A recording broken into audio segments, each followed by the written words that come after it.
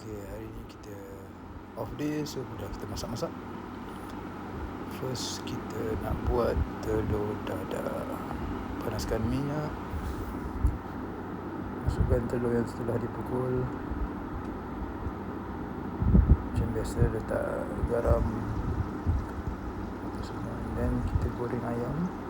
Ayam marinate macam biasa je, dengan kunyit, dengan serbuk kunyit, garlic powder dengan garam lah.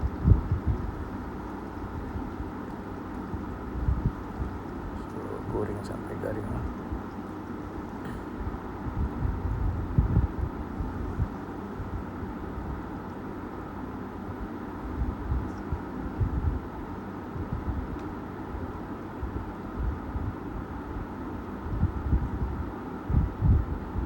Dah garing boleh angkat.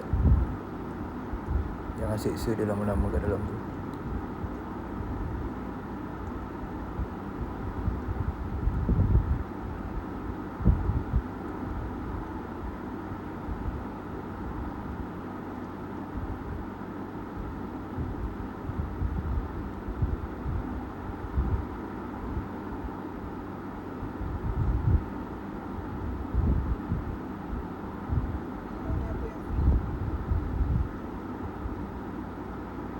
Goreng second batch.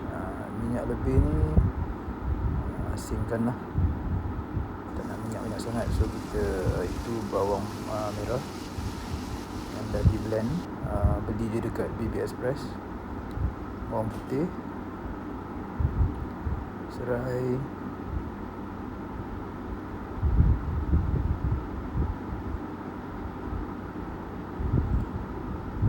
cili padi dah blend juga. Tumis sampai masak. Lepas tu kunyit yang juga telah di blend.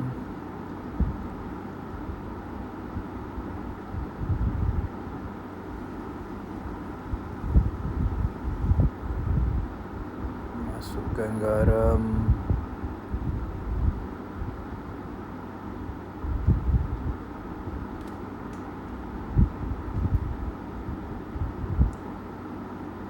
mushroom seasoning,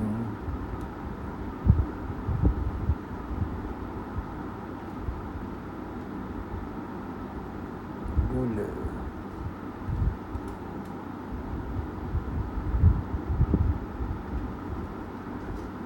tumis lagi.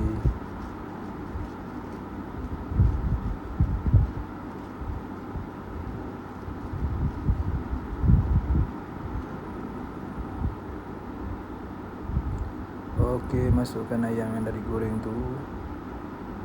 Gaul, bagi dia sebati.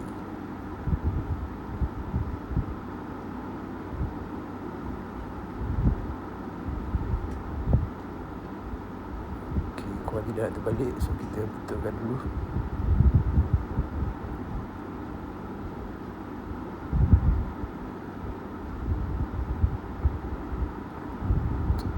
Okey, masukkan santan.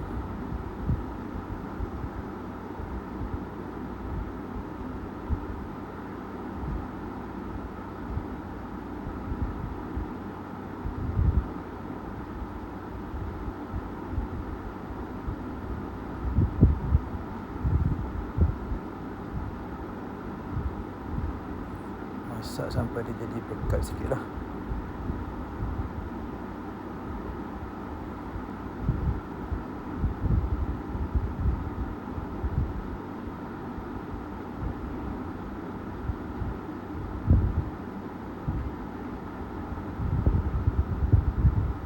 Kacau bagi dia meresap ke dalam ayam tu.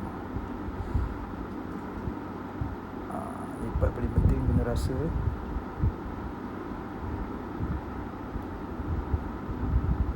Okey, bila kuah dah nak pekat sikit, masukkan telur dadah tadi. Optional lah. Nak masuk, tak nak masuk sudah. Aku saja nak test tadi, tu yang letak tu. Kacau. Tutup dan letak dulu biji cili padi sebagai estetik.